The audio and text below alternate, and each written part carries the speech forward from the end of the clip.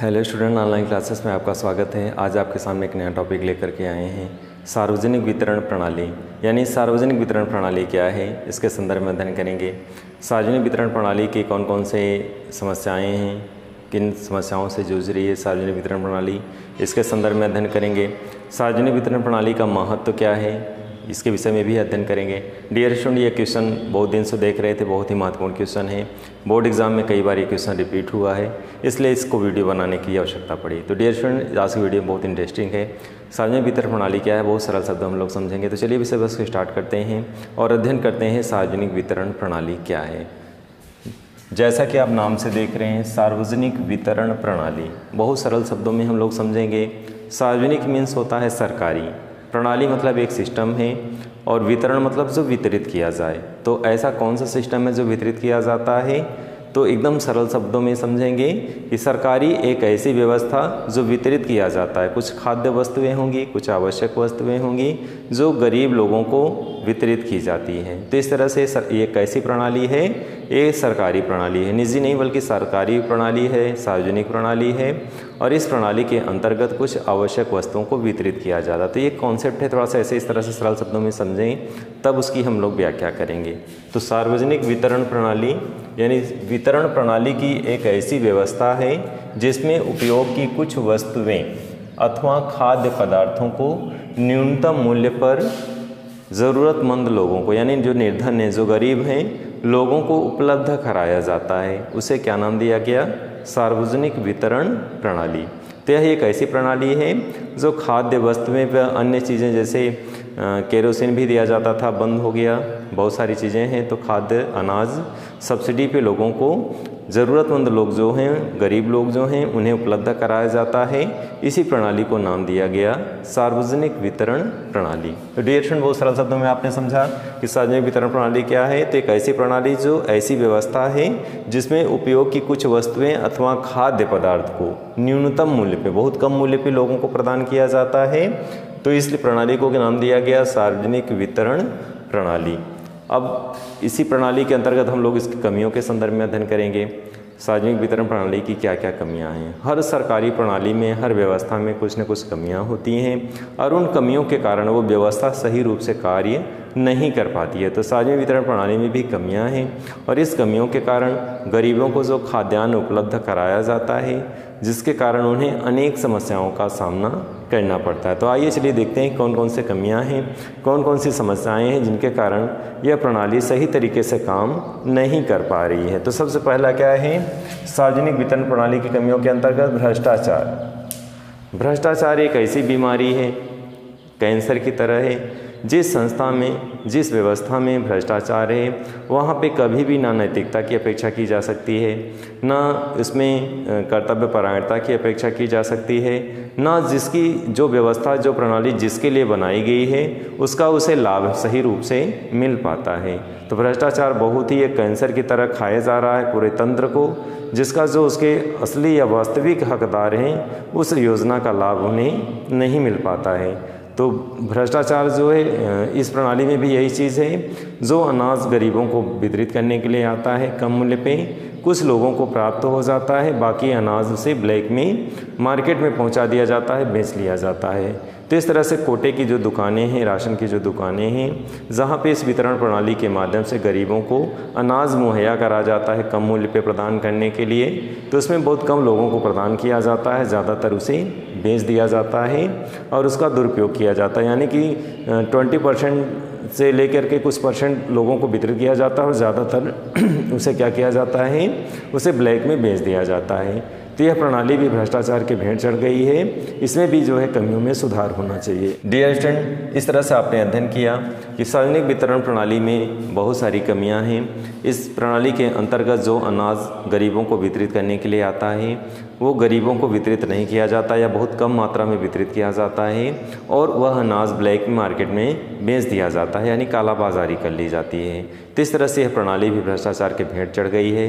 निम्न कोटेदार से लेकर अधिकारी तंत्र तक भ्रष्टाचार में लिप्त हैं। अगर कोटेदार ही गलत कार्य करे तो जांच हो तो कार्रवाई हो सकती है, लेकिन नीचे कोटेदार से लेकर के उच्च अधिकारी तक जब भ्रष्टाचार में लिप्त रहते हैं तो ऐसी स्थिति में किसी व्यवस्था में हम नैतिकता की अपेक्षा नहीं कर सकते।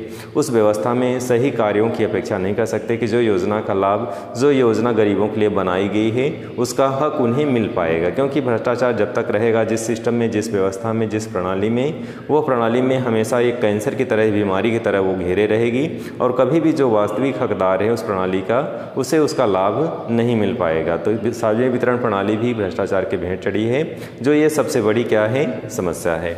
सेकेंड स्टेप में हम लोग अध्ययन करेंगे लाल फीताशाही। तो बहुत ही ये शब्द अक्सर सुनने में आता है, लाल फीताशाही क्या है? जब अत्यधिक नियमों एवं नियंत्रणों से किसी सरकारी कार्य में बाधा होती है या देरी होती है तो उसे क्या नाम दिया गया है? लाल फीताशाही। तो बहुत सरल शब्दों में ये शब्द बहुत ज़्यादा बार प्रयोग किया गया है, अक्सर आता रहता है एग्जाम में कि लाल फीताशाही से क्या तात्पर्य है। तो एकदम सरल शब्दों में समझेंगे कि जब सरकारी विभाग में यानी सार्वजनिक क्षेत्रों में जब अत्यधिक नियमों और नियंत्रणों से, यानी जब अत्यधिक नियम हो, नियंत्रण ज़्यादा हो से किसी सरकारी कार्य में होने वाली देरी को क्या नाम दिया गया? या प्रशासनिक नियमों में सख्ती से पालन से जो किसी निर्णय तक पहुंचने में बाधा उत्पन्न हो, उसी को लाल फीताशाही कहते हैं। तो एकदम सरल शब्दों में कि सरकारी कार्यों में अधिक नियंत्रण होता है, प्रशासनिक दबाव होता है और इसके कारण जब किसी कार्य में देरी होता है, विलंब होता है, तो उसी को नाम दिया गया लाल फीताशाही। तो बहुत सरल शब्दों में कि अत्यधिक नियंत्रण व क्या है, इसमें अत्यधिक नियम और नियंत्रणों से सरकारी कार्य में जब बाधा होती है। तो यहाँ पे भी वही चीज़ें हैं, इस व्यवस्था में नियमों और नियंत्रणों के कारण देरी होता है, समय से अनाज गरीबों तक नहीं उपलब्ध हो पाता, सिस्टम इतना इस तरह से बनाया गया है, तंत्र इसमें इस तरह से बनाया गया है कि लेट लतीफ़ होता रहता है। तो अत्यधिक नियमों और शक्ति के कारण इस व्यवस्था में देरी हो रही है, ये भी लाल फीताशाही से क्या है, प्रभावित है। तो इसके कारण भी ये इसकी क्या है, समस्या है। डियर स्टूडेंट, इसी क्रम में आगे बढ़ते हैं। अकुशल प्रबंधन। मैनेजमेंट जब किसी क्षेत्र में, किसी फील्ड में, किसी विभाग में बेहतर होता है तो सभी कार्य जो है कुशलता से संचालित होते हैं। प्रबंधन बहुत मायने रखता है।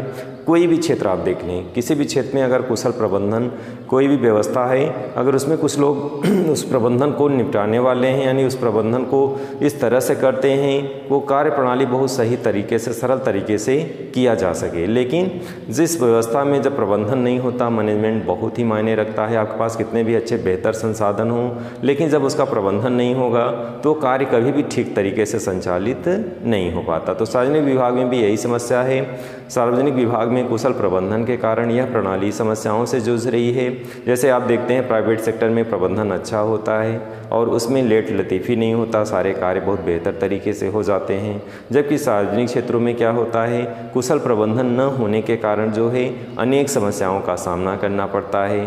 अनाज के खरीद से लेकर वितरण तक अनेक समस्याओं के कारण सरकार को अनेक कठिनाइयों का सामना करना पड़ता है। समय और धन का अत्यधिक खर्च होता है सार्वजनिक क्षेत्र में और प्रबंधन का अभाव रहता है। तो कुशल प्रबंधन के कारण भी यह वितरण प्रणाली क्या है, समस्याओं से जूझ रही है। इसी क्रम में आगे हम लोग पढ़ेंगे राजकोषीय घाटे का पोषण। डियर स्टूडेंट, सरकारी चीज़ें जितनी भी हैं सब सब्सिडी वाली होती हैं। सरकार गरीबों को, ऐसे लोगों को जो निर्धन लोग हैं, उन्हें सब्सिडी से वो चीज़ें उपलब्ध कराती है। तो सरकार जो है सब्सिडी के कारण जो है गरीबों को खाद्यान्न उपलब्ध कराती है, जिससे वो राजकोषीय घाटा उसे उठाना पड़ता है, यानी राजकोष से घाटा उठाना पड़ता है। वो अपने अतिरिक्त धन इसमें खर्च हो जाता है सरकार का। तो ये भी एक राजकोषीय घाटे का क्या है, पोषक है। इससे राजकोषीय घाटा में वृद्धि होती है इस प्रणाली के कारण। नेक्स्ट है उचित नियंत्रण का अभाव। यह प्रणाली पुराने कामकाज के तरीके से कार्य किया जा रहा है। अनाज को जब खरीदा जाता है और अनाज को कैसे वितरित किया जाता है, विविध क्षेत्रों में कोई उचित नियंत्रण नहीं होता। इसके कारण सरकार को काफ़ी नुकसान उठाना पड़ता है। इसमें समय और धन की बर्बादी होती है। किसी भी तरीके से नियंत्रण नहीं है, यह प्रणाली सही तरीके से कार्य नहीं कर रही है। जिस तरीके से इस पर नियंत्रण होना चाहिए कि अपने सभी कार्यों को सही तरीके से कर ले, तो इस तरह से कुशल नियंत्रण न होने के कारण या सही तरीके से नियंत्रण न होने के कारण यह प्रणाली प्रणाली कई समस्याओं से जूझ रही है, चाहे वो खरीद लेकर के हो, चाहे वितरण से के संदर्भ में हो, चाहे आवंटन के संदर्भ में हो, या समय से आपूर्ति, जहाँ तक राशन की दुकानें हैं समय से आपूर्ति हो जाए खाद्यान्न की, इन सभी चीज़ों पे किसी भी प्रकार का कोई नियंत्रण सही तरीके से नहीं है, जिसके कारण जो है देरी होती है, विलम्ब होता है और इसका लाभ, इस योजना का लाभ, इस वितरण प्रणाली का लाभ गरीबों को सही तरीके से नहीं मिल पाता है। डियर स्टूडेंट, इसी क्रम में आगे हम लोग बढ़ते हैं। नेक्स्ट है सूचना प्रौद्योगिकी का अभाव। जैसा कि आप जानते हैं, सूचना प्रौद्योगिकी एक ऐसा माध्यम है जिसके कारण टेक्नोलॉजी जब हाईटेक होती है तो कोई चीज़ कहाँ पे ख़त्म हो गया, अनाज किस राशन की दुकान पे कितना वितरित हो गया, वास्तविक रूप से कितने लोगों को आवंटित किया गया है, अब तक वितरित किया गया है, तो इस तरह से एक सिस्टम बना रहता है। और जब सूचना प्रौद्योगिकी नहीं होता, सब कुछ मैनुअल होता है और सूचना प्रौद्योगिकी का उपयोग सही तरीके से नहीं हो पाता, तो ऐसे कंडीशन में वो प्रणाली पुराने ढर्रे से जब कार्य करती है तो उन समस्याओं का सामना उसे करना पड़ता है। तो इसमें भी सूचना प्रौद्योगिकी का पर्याप्त मात्रा में उपयोग अगर किया जाए तो यह प्रणाली भी अपडेट व्यवस्था में रहे और सभी समस्याएं इसमें क्या हो जाएंगी, दूर हो जाएंगी। तो यह प्रणाली भी क्या है, पुरानी पद्धति से कार्य कर रही है, जिससे समय, धन और संसाधनों की क्या होती है, बर्बादी होती है। डियर स्टूडेंट, इसी क्रम में आगे हम लोग बढ़ेंगे। अब हम लोग सार्वजनिक वितरण प्रणाली के महत्व के संदर्भ में अध्ययन करेंगे। यानी ये तो अभी तक आपने अध्ययन किया कि सार्वजनिक वितरण प्रणाली की क्या क्या समस्याएं थी, क्या क्या कमियां थी। अब इसी क्रम में सेकंड स्टेप में हम लोग अध्ययन करेंगे कि सार्वजनिक वितरण प्रणाली के क्या क्या महत्व हैं। कभी कभी इस तरह से पूछा जाता है इसका क्या लाभ है, क्या महत्व है, इसकी क्या उपयोगिता है। तो 3 स्टेप में क्वेश्चन यहाँ पे है, तीनों के आंसर आपके एक होंगे। अगर किसी भी रूप में क्वेश्चन आ जाए कि सार्वजनिक वितरण प्रणाली का क्या महत्व है, सार्वजनिक वितरण प्रणाली के क्या लाभ हैं, या सार्वजनिक वितरण प्रणाली की क्या उपयोगिता है, तो इस तरह से सभी प्रश्नों का उत्तर सिर्फ एक बनेगा। बहुत सिंपल तरीके से हम लोग समझेंगे। डियर स्टूडेंट, इसी क्रम में जैसा कि महत्व के संदर्भ में देखेंगे, इसमें आप तीनों लगा लेंगे, लाभ भी लगा लेंगे, महत्व भी लगा लेंगे और उसकी उपयोगिता भी लगा लेंगे कि इस वितरण प्रणाली की या सार्वजनिक वितरण प्रणाली की क्या उपयोगिता है। फर्स्ट स्टेप में समय अध्ययन करेंगे हम लोग इसमें, गरीब परिवारों को उचित मूल्य पे खाद्यान्न वस्तुएं प्रदान करना। देश में जो निर्धन लोग हैं, इस वितरण प्रणाली के माध्यम से उचित मूल्य पे, कम मूल्य पे गरीबों को खाद्यान्न उपलब्ध कराया जाता है। ये सबसे बड़ा क्या है, इसका महत्व है, या इसे लाभ भी कह सकते हैं और इसकी उपयोगिता भी कह सकते हैं। क्योंकि कम मूल्य पे गरीबों को क्या उपलब्ध कराया जाता है, खाद्यान्न वस्तुएं उपलब्ध कराई जाती हैं। सेकेंड स्टेप में अध्ययन हम लोग करेंगे महंगाई से बचाना।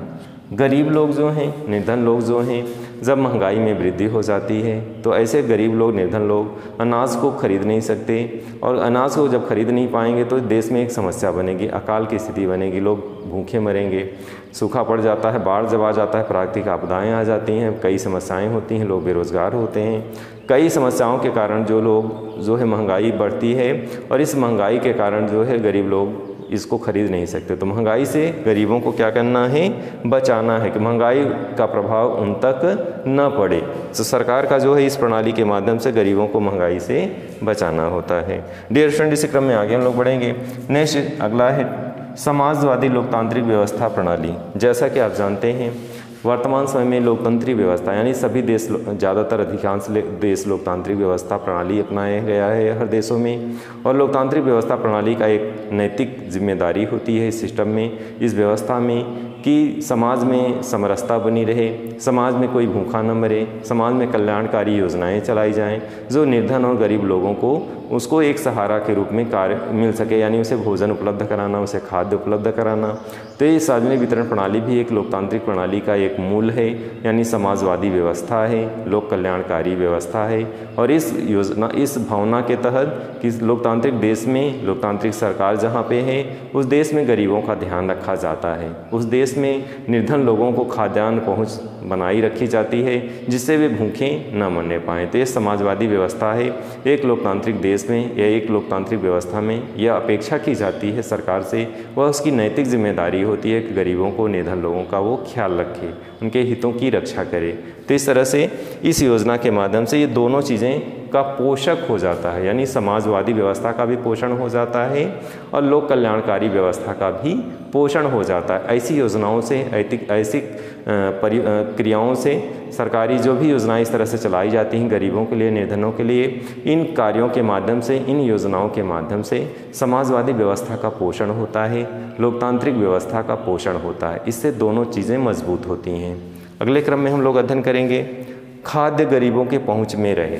गरीब लोग गरीब होते हैं, उनका आर्थिक स्थिति इतना गड़बड़ होता है, खाद्य उनके पहुंच में बना रहे, इस व्यवस्था को ध्यान में रखते हुए, इस चीज़ को ध्यान में दृष्टिगत रखते हुए इस प्रणाली को अपनाया गया है। नेक्स्ट है भूखे से कोई मरे ना। गरीब लोग भूखे से ना मरने पाएँ, उन्हें कम मूल्य पर राशन उपलब्ध कराना सरकार की नैतिक जिम्मेदारी है। तो इस तरह से इस प्रणाली के माध्यम से लोगों को भूखे नहीं मरने दिया जाता, उन्हें कम मूल्य पे राशन उपलब्ध कराया जाता है। डियर स्टूडेंट, आज के वीडियो में आपने बहुत सरल तरीके से 4 स्टेप में अध्ययन किया। पहला, सार्वजनिक वितरण प्रणाली क्या है, उसका क्या स्वरूप है। सेकंड स्टेप में सार्वजनिक वितरण प्रणाली किन समस्याओं से जूझ रही है, उसमें कौन कौन सी कमियां हैं। नेक्स्ट स्टेप में आपने अध्ययन किया सार्वजनिक वितरण प्रणाली के लाभ क्या हैं, सार्वजनिक वितरण प्रणाली का महत्व क्या है, सार्वजनिक वितरण प्रणाली की उपयोगिता क्या है। तो डियर स्टूडेंट, बहुत सरल शब्दों में आपने इस तरह से अध्ययन किया। इसके सुझाव के भी संदर्भ में आप कभी कभी क्वेश्चन शॉर्ट में उसी में मिक्स रहता है, जुड़ा रहता है कि सार्वजनिक वितरण प्रणाली की समस्याओं को कैसे दूर किया जा सकता है।